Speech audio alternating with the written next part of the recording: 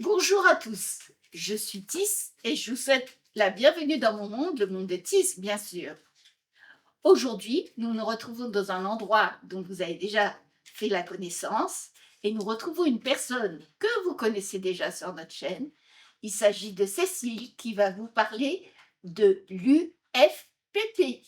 Elle vous en dira plus. Bonjour Tis, bonjour tout le monde. Et si le sujet vous intéresse, ça se passe ici.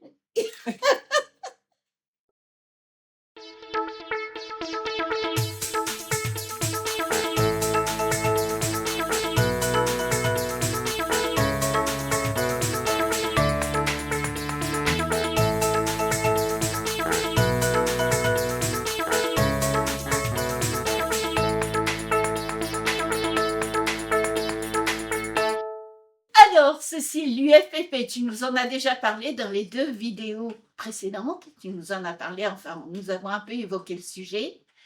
Est-ce que tu peux nous en parler plus précisément et nous dire ce que c'est? Alors l'UFPP, ou plus précisément l'Union francophone des patients partenaires, c'est une association qui a pour objet de former les futurs patients partenaires. Mais c'est aussi une association de patients dont j'ai la primeur d'avoir la responsabilité de l'animation, entre autres. Mais je suis aussi trésorière de cette association et je suis également, chargée de co-organiser la formation, de soutenir notre responsable de formation, à savoir Monsieur André Courtin. Et bien évidemment, je ne peux aussi que vous parler de Jean-Philippe Ouvry, qui est président de cette association, que nous avons à cœur de faire évoluer, de faire avancer, toujours avec cette envie folle, à la fois d'aider les patients, d'aider leurs soignants, d'aider leurs proches, en formant des patients partenaires, mais aussi des aidants partenaires, puisque être aidant aussi, c'est une charge compliquée, c'est un rôle difficile à appréhender. Il est difficile de se reconnaître en tant qu'aidant et les aidants partenaires ont pour vocation justement de permettre aux autres aidants qui bien souvent s'ignorent malheureusement, d'être le plus à l'aise possible dans leur mission et surtout d'être reconnus, c'est important. Eh bien, dis donc, merci Cécile. Alors, par contre, ce que je voudrais savoir, ce que je voudrais que tu nous expliques, c'est combien y a-t-il de formations dispensées par l'UFPP et quel est leur intérêt à toutes? Alors, il y a de l'UFPP, deux formations qui sont vraiment issues exclusivement on va dire, de la création de l'UFPP, à savoir un MOOC, M-O-O-C, qui s'intitule Devenir patient citoyen de la santé. C'est une formation en ligne, gratuite. Il vous suffit tout simplement de vous rendre sur le site internet de l'UFPP, ufpp.org. Je pense, Tis, que tu sauras nous ajouter l'adresse du lien. Et puis, vous aurez la possibilité également d'intégrer notre formation Devenir patient ressources, qui est une formation qui se fait sur 36 heures à raison de 12 matinées, de 9h30 à 12h30, exclusivement en distanciel. Pourquoi en distanciel? Parce que lorsque l'on est patient, avec ou sans handicap, la charge du vécu avec la maladie peut nous permettre, ou ne pas nous permettre plutôt, de nous déplacer géographiquement. Nous avons des patients qui viennent de la France entière et même de la francophonie plus précisément, puisque ça ne s'appelle pas Union francophone pour rien. Nous avons des patients qui viennent de Belgique, qui viennent de Suisse, qui viennent du Luxembourg, qui souhaitent également se former avec l'UFPP.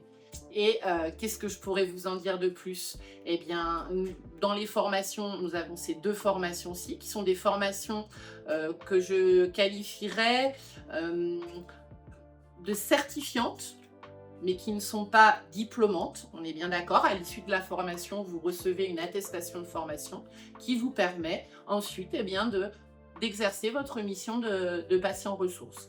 Et puis, à l'issue de cette formation, alors ce n'est pas la formation de l'UFPP, mais où nous vous orientons volontiers vers cette formation, puisqu'elle est comme celle de l'UFPP en distanciel également, totalement, eh bien c'est le diplôme universitaire du patient partenaire pour la démocratie en santé et le médicament, et qui, elle, est proposée par l'UPEC, ou Université Paris-Est Créteil. Eh bien, ça en fait des choses à savoir.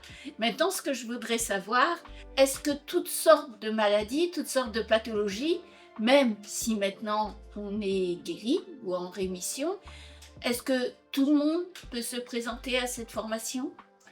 Dès lors que vous êtes atteint ou avez été atteint d'une maladie chronique, donc quand on dit on pense avait été atteint, on pense par exemple au cancer, mais on sait aussi qu'aujourd'hui le cancer est devenu une maladie chronique parce qu'elle est aussi, elle amène très souvent des séquelles dans le vécu au quotidien.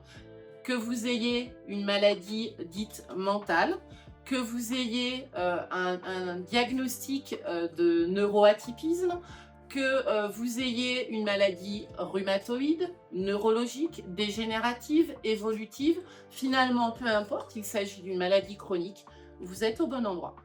Il peut aussi y avoir des personnes ayant des maladies comme la dépression, des maladies mentales, ou les addictions, etc. Tout à fait, exactement. C'est vraiment ouvert à tous. Exactement. Tout ça a un lien direct avec la santé, pour peu qu'il s'agisse d'une maladie chronique, tout simplement. Et surtout en sachant, comme j'en ai parlé lors d'une précédente vidéo, que maintenant les patients partenaires sont reconnus par décret et dans les textes de loi, eh bien, si vraiment vous êtes volontaire, il y en aura toujours besoin, il y en a besoin de plus en plus et c'est important d'être là. Si vous vous sentez la fibre de partager votre expérience de vie, de partager toutes vos connaissances qui sont des connaissances qui sont importantes et qui peuvent aider les autres, aussi bien les patients que les soignants, et bien surtout n'hésitez pas, lancez-vous dedans. Et l'UFPP, Cécile, c'est aussi une association. Oui, tout à fait. C'est-à-dire que lorsqu'on arrive à l'UFPP, on est malade, on a un vécu avec la maladie qui parfois aussi peut être un problème. Même si on est à même de communiquer notre expérience, on rencontre parfois des difficultés. Le parcours n'est pas rectiligne. À un moment donné, effectivement, on peut être confronté à une évolution de la maladie, à un nouveau symptôme, etc., etc. Et on vient trouver aussi au sein de l'UFPP ce soutien et cet accompagnement que l'on retrouve dans les associations de patients. Et ça, c'est un point essentiel et qui me tient particulièrement à cœur. Bravo! Eh bien, merci à toi.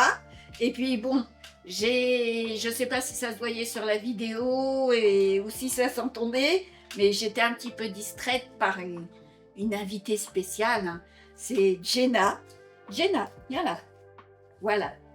Voilà. Jenna, la chienne de Cécile, son aidante à quatre pattes. C'est ça.